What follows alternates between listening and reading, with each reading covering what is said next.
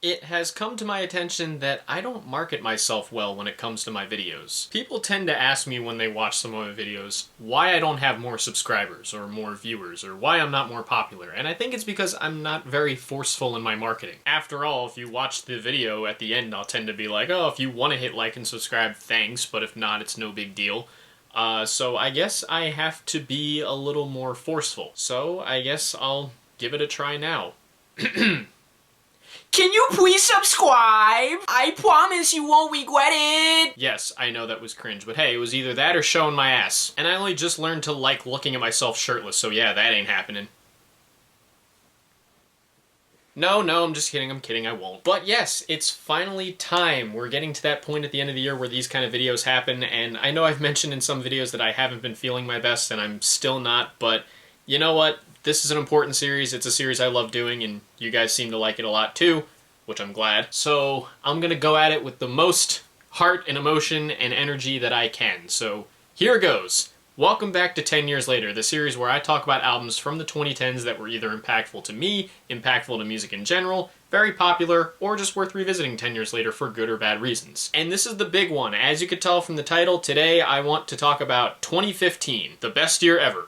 For me at least. If you haven't seen any of these videos, at least the longer 10 years later videos, here's how they work. I introduce the year, talk about it a little from a personal perspective, a lot from a music perspective, the trends and different things that were going on in music at the time, and then I get into a bunch of albums. Usually I talk about my least favorite albums, then my favorite albums, then a bunch of other miscellaneous albums, but this time I'm going to talk about the miscellaneous albums before I talk about my favorite albums, just because I think it makes more sense to end the video on my favorite album of the year as opposed to some random album that came out in December, even if that random album was good. Just wanted to make that clear, and I will continue to do that in the 2016, 17, 18, and 19 videos when those come over the next few years. So yeah, let's get into the proper intro because this is going to be a long video. 2015, like I said, for me personally, best year ever. I was entering my senior year of high school. I was probably the most unabashedly happy and confident in myself. I was finally breaking out of my shell. It was a fun time. Sometimes I look back on 2015 Matt and wish that I could be that guy again. I'm working on it, but, you know, shit happens. And musically, it was also the year that I lightened up and stopped hating any kind of music that was popular. For a long time, I wasn't really listening to a lot of, like, mainstream music, or I tried to avoid it, let's say, but 2015 was the year that I started doing that more, especially because I was listening to music through Pandora. Does anyone still use Pandora? Because I do from time to time. I really like using this. And it was helping me to discover more music, fall back in love with some music I loved when I was younger, especially R&B music. And again, it was a good thing I was lightening up on popular music because while I didn't get to experience this at the time because I wasn't listening to albums at the time, 2015 was an amazing year for albums. In terms of trends, like I said, I like to talk about those. Pop music was kind of moving firmly out of that electronic sound that was dominating the early 2010s. But hip-hop, whoo, doggy. If hip-hop hadn't become the new pop by this point, 2015 was the year where it absolutely was. I mean, it had been at several points before. Look no further than when Eminem, Kanye, 50 Cent, and the like were dominating in the 2000s. But 2015 was loaded, especially with the rise of SoundCloud. 2015 was like ground zero for what we would call SoundCloud rap, or mumble rap, or whatever term you want to use to describe it. And some of the first big voices in that style were getting their starts and really starting to blow up in 2015. And in going back to 2015, there were points this year where it felt like I was listening to like 5 or 6 consecutive hip-hop albums for this series. Or if there was like a month where there were like 6 albums to listen to, 5 of the 6 were like major hip-hop releases. But that was certainly not a problem to me because so many of my favorite albums from 2015 were hip-hop albums. Or hip-hop adjacent, like albums that were in genres that have like hip-hop crossover like R&B and things like that. And I think what also made 2015 such a special year for music is that there were a lot of albums that were among their respective artists' most important, and in my opinion, several of which I think could be reasonably considered their respective artists' magnum opuses. Like, there were a ton of albums I already had a huge connection to coming into the year, but even of the ones that I hadn't listened to before this year, there were a lot of super special ones that made this year really exciting. I always do a breakdown of the ratings that I gave to the albums that I listened to because I don't talk about every single one in a video, but I listened to 58 2015 albums this year, not all of which will be talked about here, like I said, and of those 58, I gave 18 excellent ratings, 4 great ratings, 6 good ratings, 12 okay ratings, 3 bad ratings, 2 awful ratings, 12 ratings that were kind of like some variation of and there was one project that was so unbelievable that it broke the scale of space and time and received a rating that I couldn't possibly quantify on my scale. I won't say which one it is, but you'll be able to tell by my reaction to it when it pops up in this video. But kicking off with albums, we're going to get into my least favorite albums of the year. Like I said, there were 2 albums I gave an awful rating to, so there's only 2 albums to talk about here. Some of these entries might be a little long, so sorry if this video goes on long, but there's a lot to talk about. Either way, coming into the 2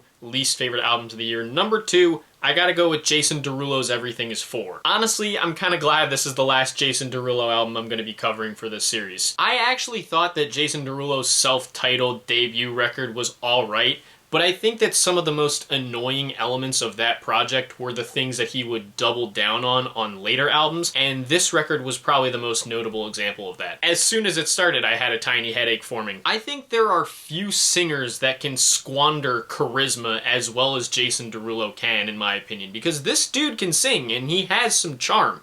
But he always wastes it on very annoying wannabe hits. Want to Want Me is super annoying, and the amount of dread that I felt while listening to Get Ugly was among the most I felt from listening to any album ever, especially for a song that was meant to be partied to. Again, from there, the record doubles down on a lot of the annoying popular music sounds of the early to mid 2010s, and Jason, like I said, squanders his own vocal talents, and not just that, but he squanders some pretty impressive features like K. Michelle and even Stevie Wonder. Just a very annoying album, though credit where it's due, it took until June to get the first awful album of 2015.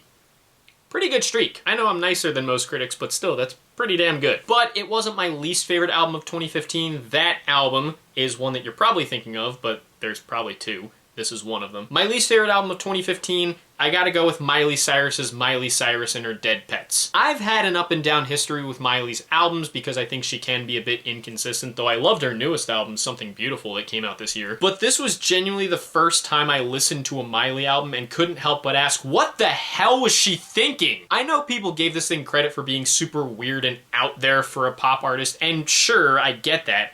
But to me, this record is just weirdness for the sake of being weird. What's more, it just kind of hurt my ears to listen to it, and I wasn't even wearing headphones. Miley went for a more psychedelic sound here, and honestly, just listening to it, I'm struggling to figure out who let this album happen. She worked with the Flaming Lips and Mike Will Made It, but it sounded like all of them were making this record like they hadn't been told no.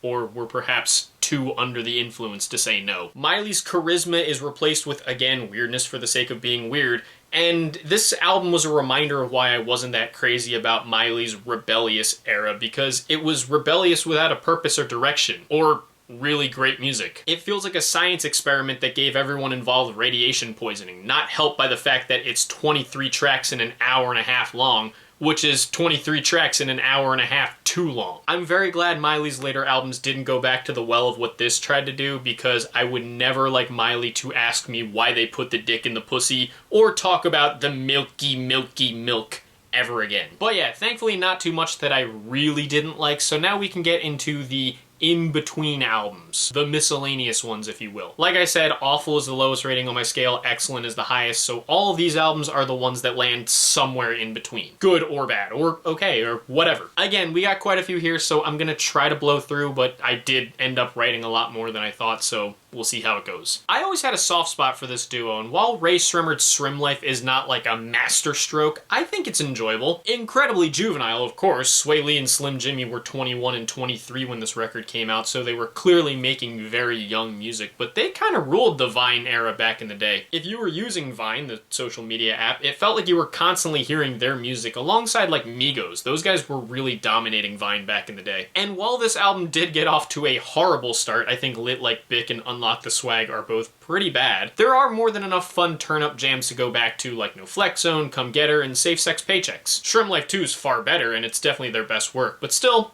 this is a fun enough project. Meghan Trainor absolutely ruled over the pop music world around like 2014, 2015, and it was hard to escape her songs at the time. Even as 2015 was the point where I stopped being cynical about pop music though, I was never really a huge fan of hers, so I was a little worried going into this album over here, Tidal, but I don't think it was that bad. If anything, it was just kinda Meghan has a nice enough voice, and I do like the record's commitment to old school doo-wop-y sounds, but why does she try to rap on this thing? And while I love the track Like I'm Gonna Lose You with John Legend, I never really liked most of the other singles here, especially All About That Bass, which I just found incredibly annoying. That said, Meghan does say on the track Bang Them Sticks that she has a thing for drummers, and as a drummer, I'm down. Meghan, call me. The last Fall Out Boy album that I needed to listen to be able to say that I listened to all of them, American Beauty, American Psycho, to me was just kind of alright. Generally, this was the point where I think people were kind of seeing Fall Out Boy as selling out because they were going for more of a poppy sound, though I'll be honest, sellout era Fall Out Boy, if you want to call it that,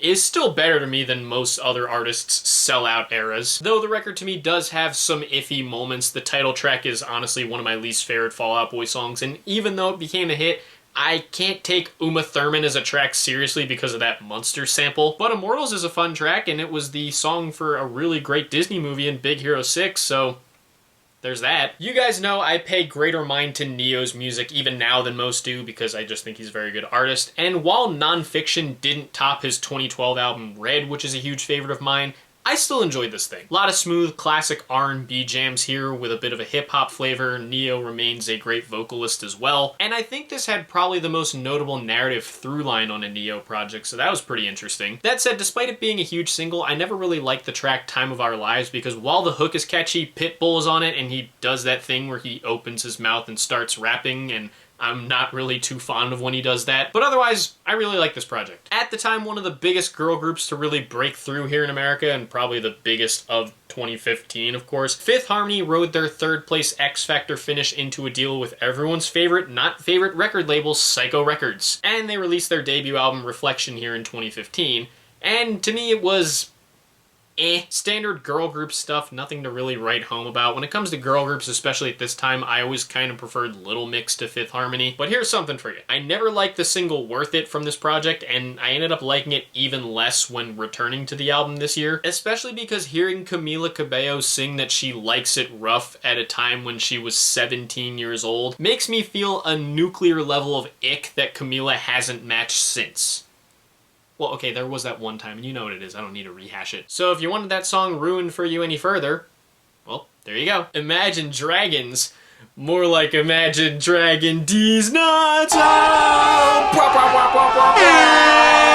Yeah, this album's actually not that bad. Imagine Dragons does bear the brunt of a lot of my jokes, but Smoke and Mirrors was actually kind of okay. Not super memorable, but it's some feel-good head-nodding shit. Like, I don't mind this stuff that came before their music became way overproduced. At least here, they kind of knew how to rein it in, but ever since, nope. But yeah, it's not bad.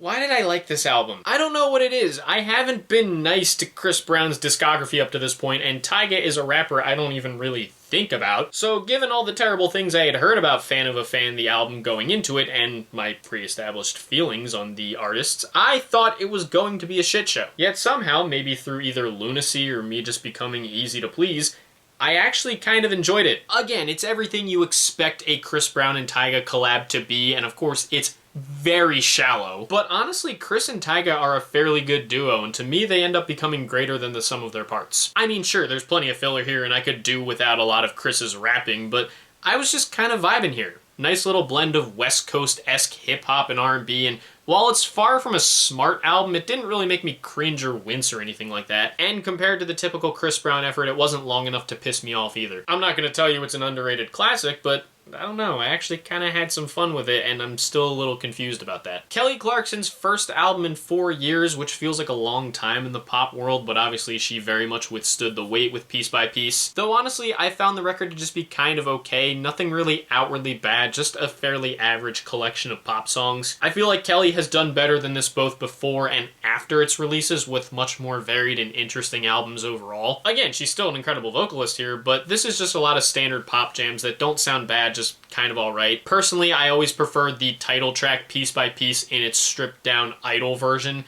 I think the extra drums and whatnot make it lose a little something for me. But otherwise, yeah, not bad. A lot of people, myself included, will tell you that Tyler, the Creator, has had one of the best artistic glow-ups of any artist in recent memory, but Cherry Bomb was the last record that he dropped before that glow-up began with Flower Boy in 2017. But even before that, this album is pretty fascinating because you can see Tyler still pushing himself artistically on here. While there are still some moments in his typical aggressive wheelhouse, there are some lighter moments that feel like major switch-ups from a lot of what was on records like Goblin and Wolf. And while I wouldn't say it's anything close to his best work, and I do think some songs ran a little bit long, I respect Tyler for really casting a wide net on this project and doing something very different than what he was doing up to this point. He's always been known to not do the same thing twice, so I think that definitely shows out with this project, even if I don't think it's one of his greatest. It would absolutely get better from here, though. Much better. I know Shawn Mendes' music gets a bad rep from some, but I can't lie, I have a bit of a soft spot for it. Is it incredibly standard?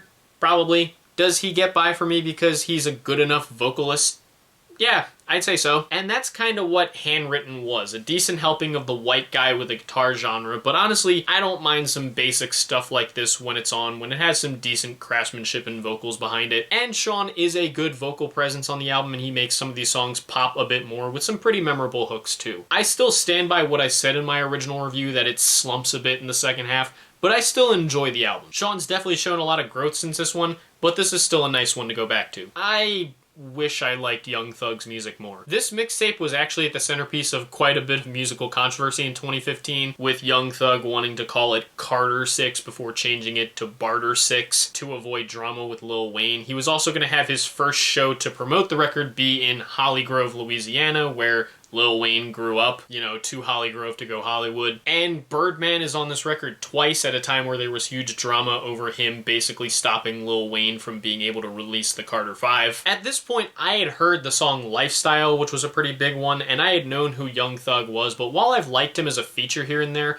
I've just never really been able to get behind a full project of his, and sadly, that happened with this one. I definitely hear the Wayne influence, and I think Young Thug has an incredible ability to say some out-of-pocket shit that makes you kind of tilt your head and go, did he really just say that? But for some reason, I feel like that was all I kind of pulled from it. Maybe it's just me, but I expected this record to sound a bit weirder than it did, given Young Thug's typical vocal stylings. Again, it's not bad, but it's only an album that I can really appreciate from afar, and I feel like Young Thug is just one of those artists I'll just never really be able to get into as much as everyone else. Given that I've now seen 21 Pilots live in concert, I feel like the group is forever one that I hold close to me, even if I'm not the most hardcore lover of their music, or someone that could dissect every piece of the Dima lore in front of you right now. With that said, I think Blurry Face is far from the group's best, even if it's probably the one most people would recognize from them. I do think the production throughout the album is consistently awesome. Like, this thing sounds amazing, but I do think it's just a bit too inconsistent, and while it has some great highs, there are equally as many inconsistent moments here too. And I think the record is a little suffocated in its own message because it commentates on popular mainstream music despite the fact that it's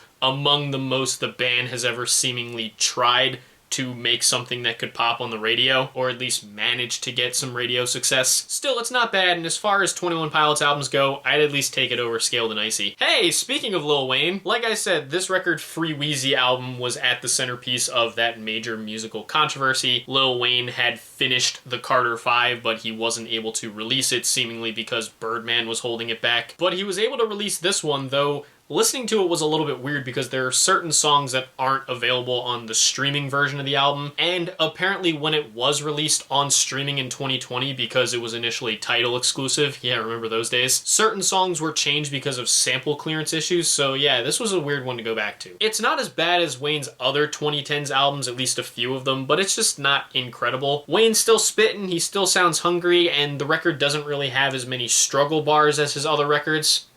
Well, okay, outside of this. The problem is there's just not that much here that's that memorable to me in terms of production or features or hooks, and some songs just go on way too long. If anything, I think the record's a little more interesting for its contribution to one of music's biggest stories in 2015 than it is interesting to listen to. Given what the N in YRN usually stands for, I'm very glad the Migos named this album Young Rich Nation so that I could actually say its full name.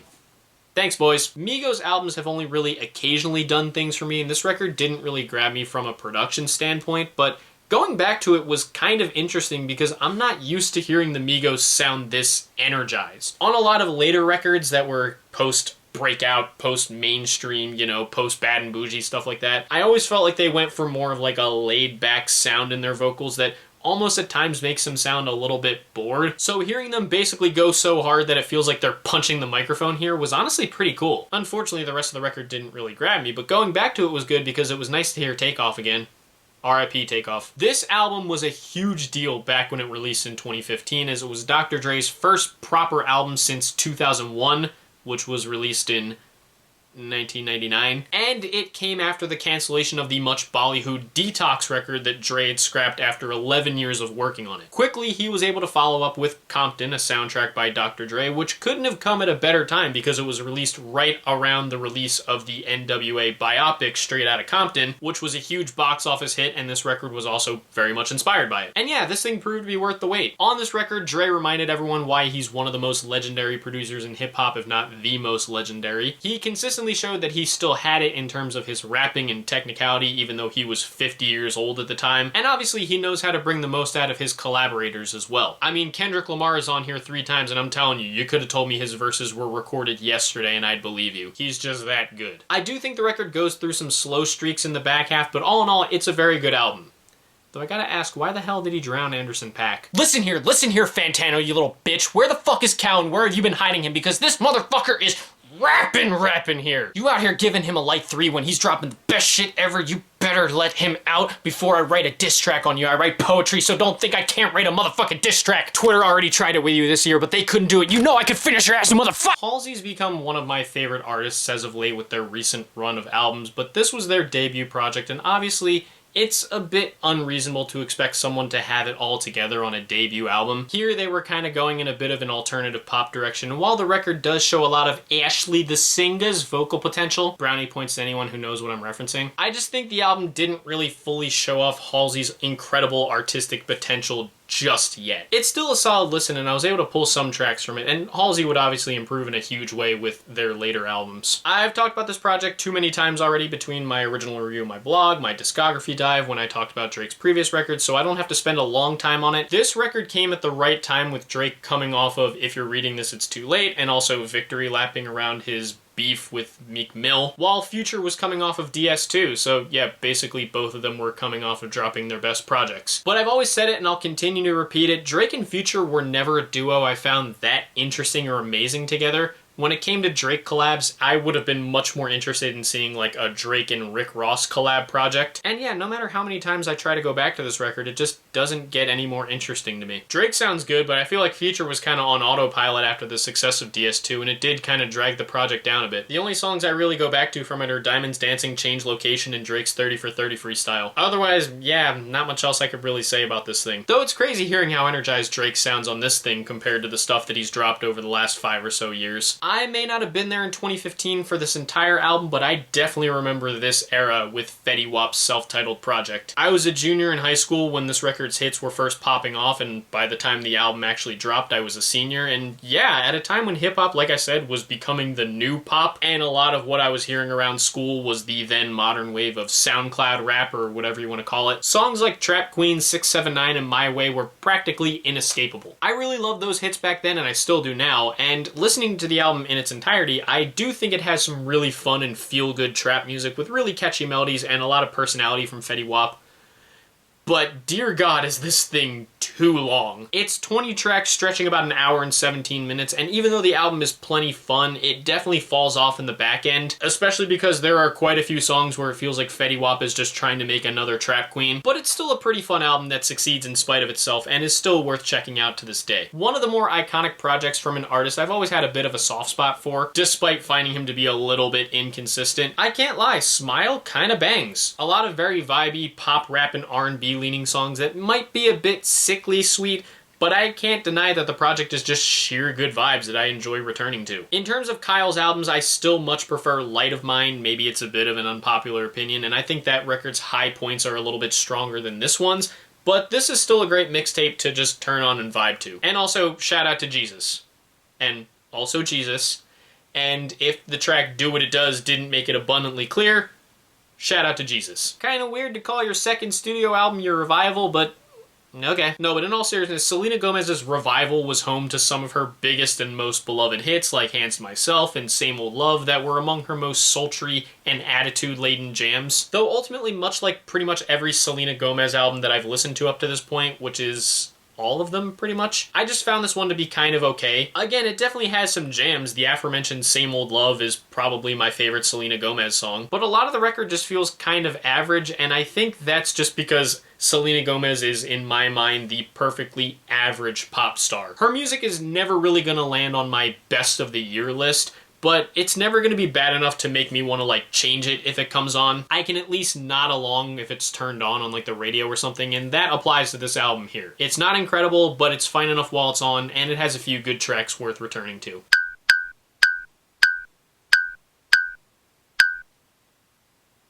I like quite a bit of Demi Lovato's discography, but Confident, despite being one of their more liked records, was one that I wasn't really that crazy about for some reason. I like the title track, but outside of Father, nothing else from the record really captivated me in the same way. Not even Cool for the Summer. I don't know why, but I could never get into that song, and while I love that it's a massive LGBTQ+ anthem, the song itself just doesn't do a whole lot for me. The ballads don't hit as hard as Demi's usual ballads, and while I don't think this record sounds like it's chasing radio hits like the last project that Demi had put out, some of the tracks do feel like they just kind of follow typical mid-2010s electronic pop tropes and don't really have the stickiest hooks or anything like that. And neither of the features did much for me either, unfortunately. It's okay, but Demi would definitely improve in a big way with their next album after this.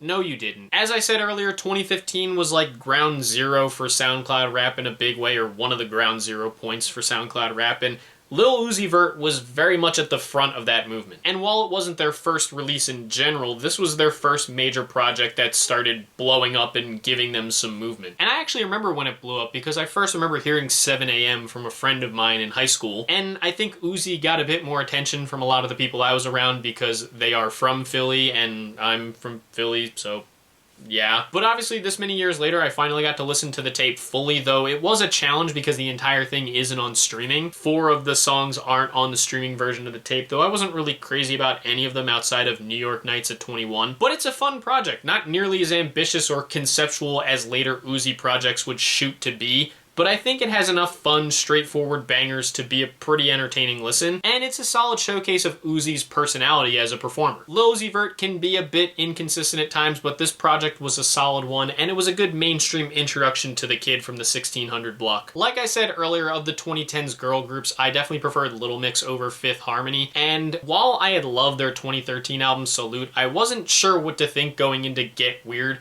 especially after hearing that the group scrapped pretty much an entire album's worth of material before releasing this one.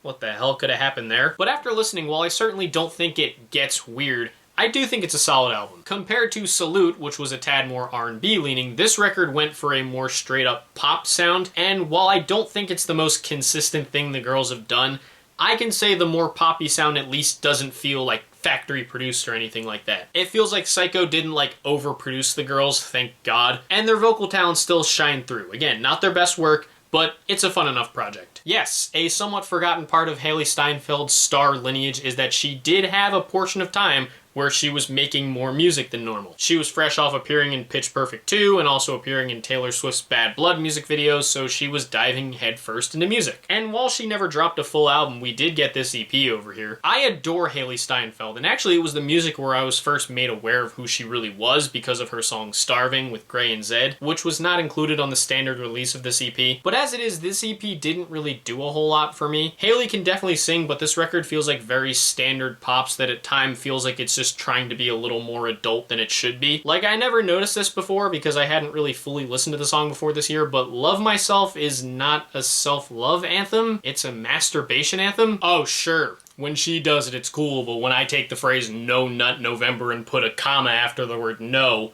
I'm the weirdo. Granted, I mean, this was the year where I learned through Hailee Steinfeld what a coos was, so I guess that song's not that weird. Either way, not my thing, though I did enjoy her half-written story EP that she would release in 2020. And hey, congrats to her on getting married this year.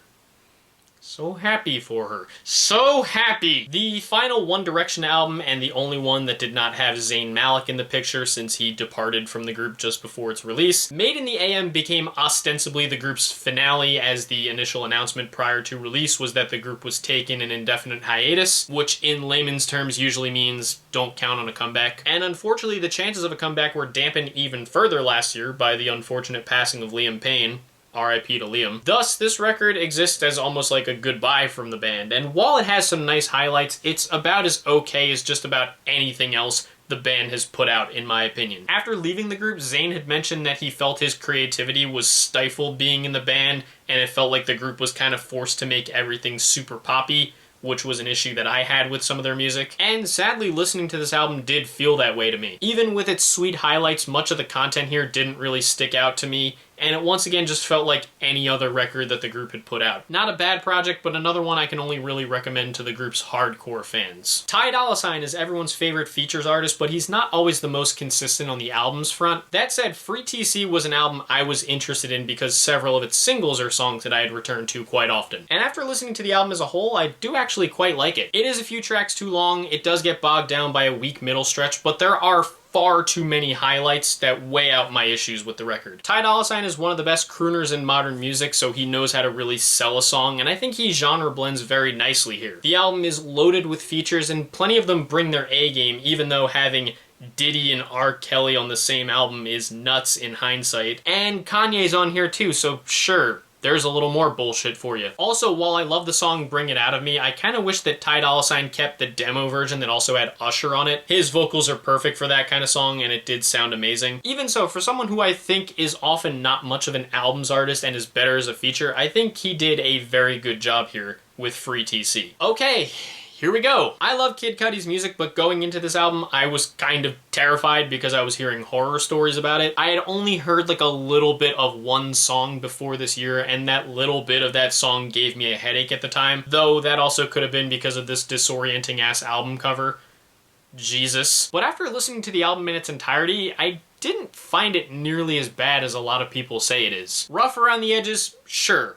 Amateurish in some parts? Sure.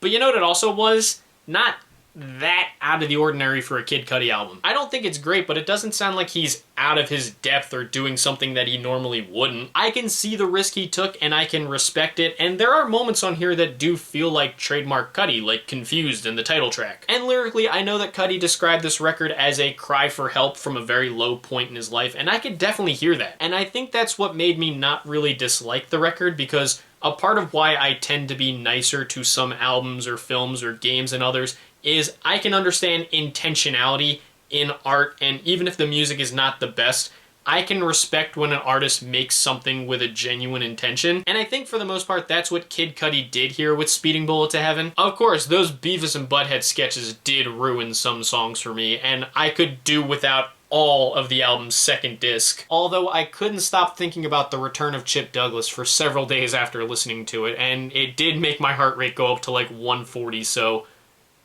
I guess there's that. Don't know if that has to do with me and how I'm feeling or the song, but I don't know. But all in all, this isn't bad in my opinion. If nothing else, I'm glad Cudi has managed to push through the struggle that he was going through here, and that he's in a much better headspace now, as evidenced by his last few records. Considering some of the darkness on this album, I think the real victory is that 10 years after its release, Kid Cudi is still with us now and is in a good place in his life, so in that regard, shout out to Kid Cudi. Australian pop singer Troye Sivan released his debut album Blue Neighborhood at the tail end of 2015, and while I've loved a lot of his discography, I had never really fully listened to this project. My only experience with it was the song Youth, which I love. It popped up on one of my Pandora stations back in like 2016, and it caught my ear and never let go. As far as the rest of the album, it's decent, but not anything I'm desperate to return to compared to his later projects. Troy has a lovely voice, and I do love the light, vibey, synthy, electropop aesthetic here, but I think the album just kind of blended together at some points for me. Though I do love his youthful honesty in terms of the writing. As a whole though, it's just kind of a fine album. Troy has definitely grown a lot with his later projects though.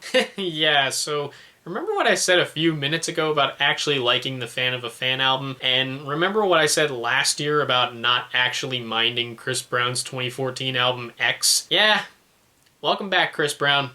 It It was fun while it lasted. In all seriousness, Royalty has a few nice R&B leaning cuts that do save it from being an awful in my eyes, but honestly, this album just feels boring and forgettable even by Chris Brown's standards. I may not like some of his previous records, but at least they feel kind of fun. This one is barely that. It's very in one ear and out the other, but I'll give it this. It's not a long album, at least not his longest, so yeah, there's that. But now on to the best list. Yes, I know, the raw footage for this video is almost an hour long and I haven't even gotten to my best list. There are 18 albums here, because again, there were a lot of albums I wanted to talk about from 2015, and we haven't even scratched the surface, because now we're on to my favorites, the albums that I gave an excellent rating to. Be forewarned that outside of like the top 3, this list can pretty much interchange. That's how most of my rankings go, but it especially happened this year, so just be advised of that. Anyway, starting off at the number 18 spot, I definitely gotta go with J-Rock's 90059. Compared to his fellow Black Hippie and Top Dog Entertainment boys, J-Rock took 4 years to drop his sophomore album. By this point, Kendrick, Absol, and Schoolboy Q were all past album number 3. But I enjoyed his first album, so I was interested to see what his follow-up would sound like, and yeah, this one was great. While J-Rock might not be as conceptual or dynamic as his fellow Black Hippie boys, I think he makes up for that by being a very emphatic performer, and I think this record does take a few more interesting experimental turns compared to Follow Me Home, with some much tighter hooks too. And at 11 tracks, I'm glad that Jay tightened things up compared to his debut, which I thought was a few tracks too long. And once again, he proves that you don't need like a crazy concept to make a fantastic record. And even though he's one of the more unheralded members of Black Hippie,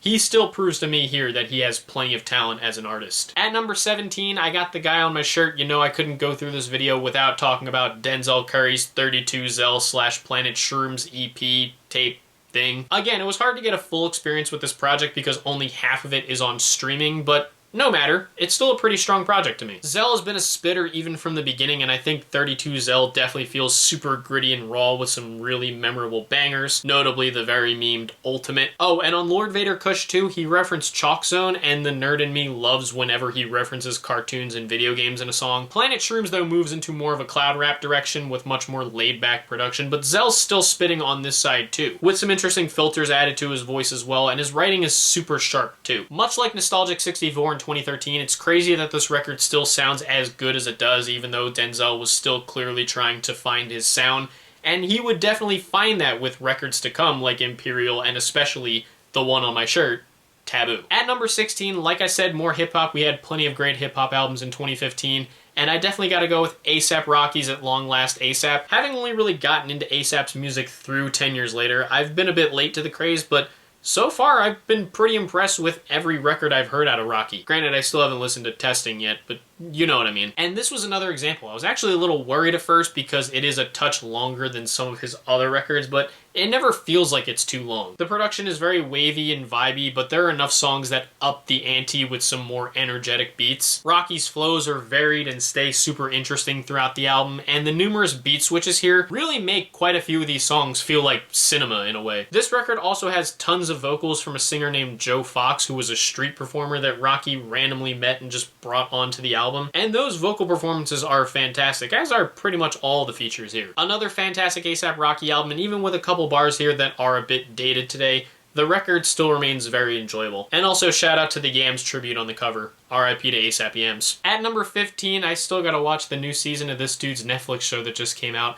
I definitely gotta go with Vince Staples' Summertime '06. Many of you that have been following my reviews for a long time know that I love Vince Staples, but as someone who got into his music through 2018's FM, I've missed out on some of the early formative projects such as his debut album over here, and while I'm not sure I'd call it my favorite of his, that's just a testament to how good his discography is. If it wasn't obvious just looking at my skin color, I will never really be able to fully relate to the things that Vince talks about in his music. But the thing I love about him as an artist is that he's incredibly good at painting a very vivid picture of his upbringing and the street life in California. And he brings it together with incredibly varied production and fantastic flows that feel direct but also showcasing plenty of experimentation. Oh, and now that I've stopped being a heathen and listened to the song fully, North North is such a banger. Oh my god. One of Vince's best songs, dude. Wow. It's also surprising to see this album be so long. It's 20 tracks, considering that Vince would go on to work a lot shorter from here.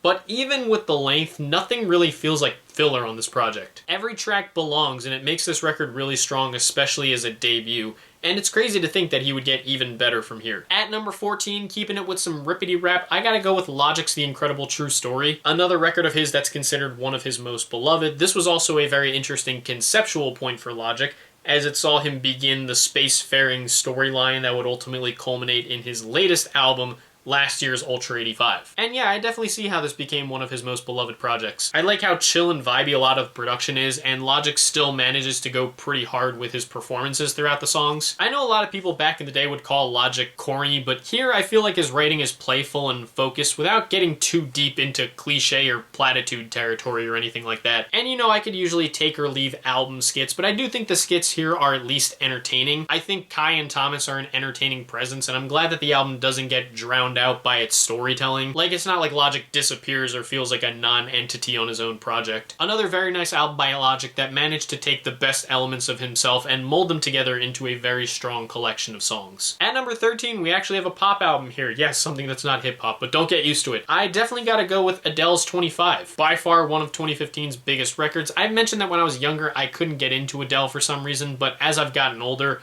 of course, I've come to appreciate her music a lot more. 21 is an absolute masterpiece, and considering that 25 has a number of iconic hits, I was excited to finally listen to it this year. And while it might not be as incredible as 21, the fact that it comes pretty damn close is quite an achievement. While the album definitely brings a lot of Adele's typical piano ballads, there are a few more synths here, and Adele does add a few more upbeat tracks to the mix on this record too. At the end of the day, what I've often said about Adele and what makes her so beloved and so popular is that her music has this kind of timeless quality to it, and 25 has that in spades. Its biggest moments are among Adele's best and most powerful songs. The deep cuts like Remedy, Love in the Dark, and All I Ask are arguably even better, and I think she shows a lot of growth here with more makeup than breakup songs too. I definitely slept on Adele back in the day. Her music is fantastic, and this album is further proof of that. At number 12, we're going right back into hip-hop with another album and artist that I adore. Definitely gotta go with Mac Miller's Good AM. Coming off of a career-defining project in the 2014 mixtape Faces, a project that I considered my favorite of 2014, it's easy to think that the next record could be a drop-off, but Mac Miller was such an incredibly consistent artist in his discography that it comes as no surprise that Good AM is another fantastic album of his. Where Faces felt a lot more emotional, Good AM feels like Mac giving himself a chance to turn up while still proving that he had grown from the frat rap origins of projects like Kids and Blue Slide Park. It may not have the emotional impact of Faces or some other records to come from Mac, but it's super cohesive, and honestly, dude, listen, this year Mac Miller's Balloonerism dropped posthumously, and when I listened to that record, I was dead quiet the whole time and sad as fuck. I'm more than happy to listen to a Mac album where it feels like he was genuinely happy. Dude, I say it every time I talk about him, but R.I.P. Mac Miller, he is so missed, man. At number 11, another big one from a big artist who dropped a big album this year as well. I definitely gotta go with Pusha T's King Push Darkest Before Dawn, The Prelude. In hindsight, it's kind of funny to look back on this one because, as the title suggests, it was supposed to be almost like a warm-up to another album to come, King Push, one that never actually came out. Odd. Nevertheless, this was the last album that I listened to in my journey through 2015 albums, and I'm glad I saved it for last because it was really good. It's funny because a few artists that I've talked about here, and will talk about with these last few albums, did put out new albums this year, which would make it fascinating to go back and hear what they were doing 10 years ago. And in Push's case, what I heard was him being just as hungry as he was this year when he and Malice dropped Let God Sort Him Out. I know, Push has never lacked in confidence in his performances, and that shows out again here. But compared to his previous few projects, I feel like he showed a better handle of putting together a great hook. There was a lot of darker production that suited him better, and the features are really great too. It was awesome hearing Beanie Siegel's verse on Keep Dealing, and I gotta say, anytime Pusha T links up with The Dream, it feels like some magic happens. Also, I know this is a totally different artist, but hearing They Not Like Us on the intro track, knowing what would go down over the next decade, wow, that was kind of crazy. For a short, practically warm-up album, this to me really felt like Pusha coming into his own as a solo artist, and the heater that he was on at the time would only continue onward with future projects. Moving into the top 10, at the number 10 spot, a totally different genre, but a record that I know is probably special to some of you watching because I know that this is a band that people that watch my channel got me into.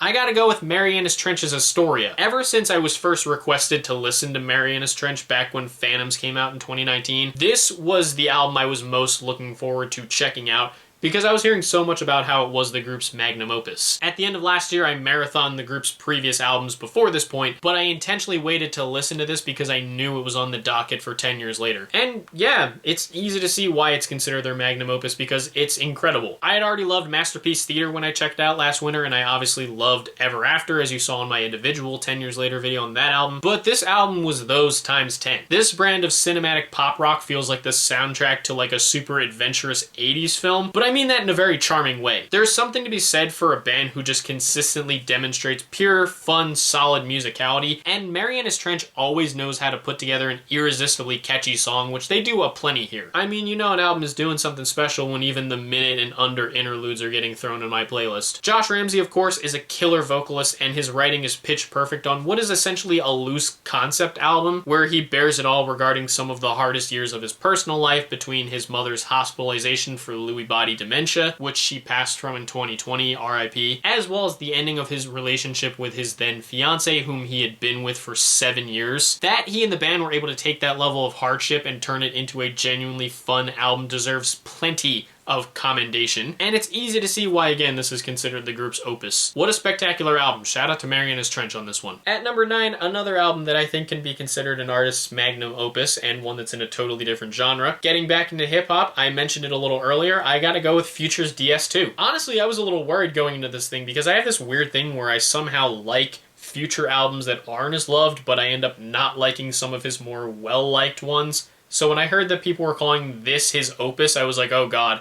am I gonna like this thing? But thankfully, I can totally see why this is seen as his best album. And I totally agree with it standing as like a Trap Hall of Fame album. Production-wise, Metro Boomin was making these beats like the rent was overdue and he was days away from being evicted because Jesus, fuck, the energy is crazy. And sometimes with Future, I tend to not be as crazy about his music because, for lack of a better word, I don't like how bored he sounds. But again, here his energy is absolutely insane. Is this album a nihilist fantasy? You bet your ass it is. But is it also an absolute banger-filled record that stands out as a career highlight for Future? You bet your ass it is. What a crazy album. Really, really damn good stuff. Again, when it comes to trap albums, this one is like one of the peak Hall of Fame type albums. And number 8, a record I was familiar with but had never done a proper review of in the past, I definitely gotta go with Bryson Tiller's Trap Soul. Again, I first listened to this when the deluxe edition re-release came out in 2020. I loved it then, and upon re-listening to it, I still do. The title of the album itself tells you exactly what you're going to be getting here right from the jump. Soulful R&B vocals mixed with darker, nocturnal, trap-esque beats. A style that became super popular in the mid-2010s, and it was after this album that several artists would really try to jump on that style pretty hard. And this record still holds up really, really well. It's spacey and vibey without being boring or sleepy, and Bryson proves to be a very charismatic performer whether he's singing or rapping. This dude, I think, has one of the best singing voices in the modern era of R&B singers, and he himself lifts a lot of these songs phenomenally. I know his discography has been a little bit up and down since this record's release, but Trap Soul remains a phenomenal album with fantastic high points, and it's definitely well worth your time if you haven't listened to it already. Or if you have, just go and listen to it again. At number 7, I'm throwing a curveball because you might not have expected this one. I'm gonna go with Turnover's Peripheral Vision. You probably did not expect me to go for this or even talk about it, but back in 2019, a friend of mine recommended that I check it out, so I did. I enjoyed it a lot then, and I enjoy it even more now. A record recorded in my home state of Pennsylvania, though not my home city because it was recorded in Conshohocken. It's a dream pop / indie rock leaning record that honestly feels almost like a musical tug of war. Because again, if you're listening solely for the instrumentals, it's very light and dreamy, but if you're digging deeper into the writing, it's much darker and more melancholy under the surface than what the production lets on. All around, the record feels so authentically human, and it manages to be simultaneously intoxicating while also being something you can cry in the shower to. I won't name names. I don't even know if the person who recommended it to me is watching this, but to the friend that recommended this album to me back in 2019,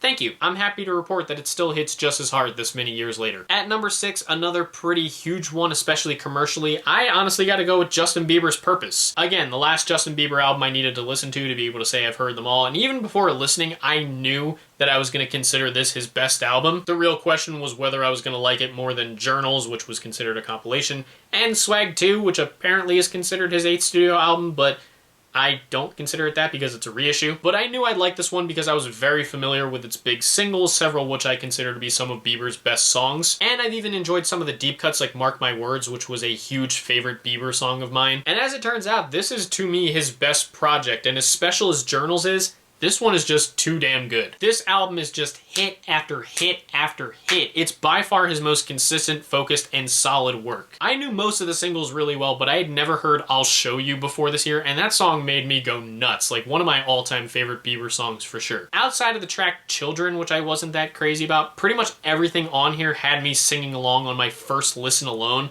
And that by itself is already a huge accomplishment. Like I said, some of his catchiest songs with some of his best and most memorable hooks, and I think the mix of pop production with R&B vocals and trap percussion really suited Justin perfectly. This is a truly fantastic pop record, and honestly, even though I've been fairly nicer to some of his recent releases, I feel like this album makes those records all the more disappointing to me, considering how amazing and locked in this was. Without question, a special pop album to me, and it's easy to see why Bieber was so inescapable in my senior year of high school. At number 5, one more pop album from a Canadian that I like just a little bit more than Purpose, and this is a more personal one. I gotta go with Alessia Cara's Know It All. Anyone who knows me knows I love Alessia Cara, and a part of me is really sad that her music since this project hasn't had the same level of chart success, because she's absolutely fantastic. And even still, going back to this record was a joyride because, like I said, this album is very special to me. I know some may have seen Alessia Cara as like just another face in the hall in the grand scheme of pop, but sometimes there's something to be said for an album that just hits you in all the right ways, and that's what this thing does. Alessia is an incredible vocalist, and she proves to have a natural knack for penning heartfelt, emotional, and very relatable songs that still carry a level of timelessness to them. And the R&B and pop-leaning production is varied while still carrying a solid level of cohesion, making this an all-around strong record. Give Alessia Cara her flowers. She's really a fantastic artist. And while you're at it, go check out her new album that she dropped this year, Love and Hyperbole. It's absolutely fantastic. At number 4, another giant one, another big hip-hop project, and another big trap project, I definitely gotta go with Travis Scott's Rodeo. Travis Scott has an honestly pretty great discography for someone who can be as hit or miss as him, especially outside of his proper solo ventures. But even despite having some excellent projects since, I still think this might be my favorite Travis Scott album. It just feels like one of the strongest showcases of not just Travis as an artist and a rapper, but as a producer. His ability to create a great soundscape was on full display here with a lot of trippy nocturnal tracks with fantastic beat switches that really eschewed a lot of what the trap landscape was doing at the time. Some of these songs are definitely more low-key bangers for sure. And I feel like this record would go on to inspire a lot of artists in the future very quietly. And I also have to say, on recent Travis Scott albums, I feel like he tends to be more of a curator and it can feel like the features do more of the talking. But comparatively, I feel like with this album, despite having a lot of features, it was the greatest showcase of his overall self as a performer as well. Still a very impressive trap album and by far one of the best in the genre. At number 3, another record I mentioned earlier and one you won't be surprised to see this high because I've talked about it plenty of times already. I definitely gotta go with Drake's If You're Reading This It's Too Late mixtape. Like I said, to me, this is still Drake's best project, another album that was surprise released with, again, some speculation that Drake was taking Wayne's side in that drama with Birdman. Like I said, I did a review of it, I talked about it for 10 years later, I have made no secret that I consider this Drake's best project, and even listening to it now, it still feels like it was recorded yesterday. Killer production that's both spacey and minimal while also being banging with, again, some really great beat switches. Drake is at his most confident and energetic with his performances. These are some of his best to date. Obviously, this was the era where he really established the whole six god persona, and it shows out in a big way here. And again, it's among his most focused writing as well. Like, this by far is definitely Drake's magnum opus. It's a record that he hasn't topped since, and at this point, I'm convinced he never will. Sorry, I don't mean to end on a sad note, but it's just kind of how I feel. But either way, yeah, fantastic record. Still love going back to this one. At number 2, an album from one of my favorite artists, maybe my absolute favorite artist. You guys know the guy, and this one is super important to me.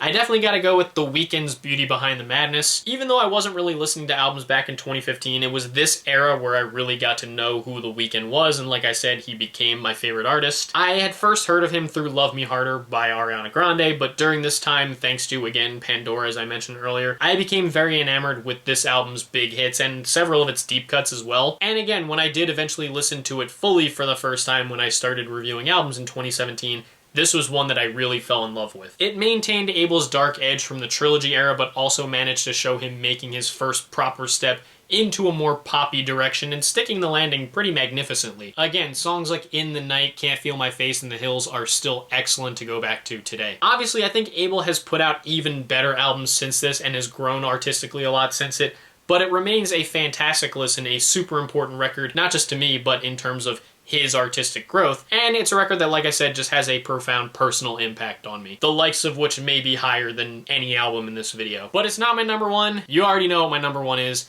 I haven't talked about it yet, so you know it has to be here. It's probably your favorite album of 2015. It's probably cliche to say it's my favorite, but I'm gonna do it anyway. My favorite album of 2015, of course, it has to be Kendrick Lamar's To Pimp a Butterfly. Again, what an incredible and super layered album this is that I still adore going back to, and I still feel like I get blown away by when I go back to it even this many years later. A record that was super unconventional with its embrace of jazz and neo-soul along with Kendrick's absolutely incredible rapping. Even after all this time, every time I go back to the album, I feel like I pull something new from it, and I'm so blown away by Kendrick's storytelling. Again, the way that he explores the Black experience throughout this album and connects his roots in Compton to that of his ancestry in Africa itself is something that I'll obviously never fully relate to as a white man, but Kendrick tells the tale with such raw emotion and detail that I'm just consistently in awe of it. 2015 was interesting in that it felt like I said, with the rise of like the aforementioned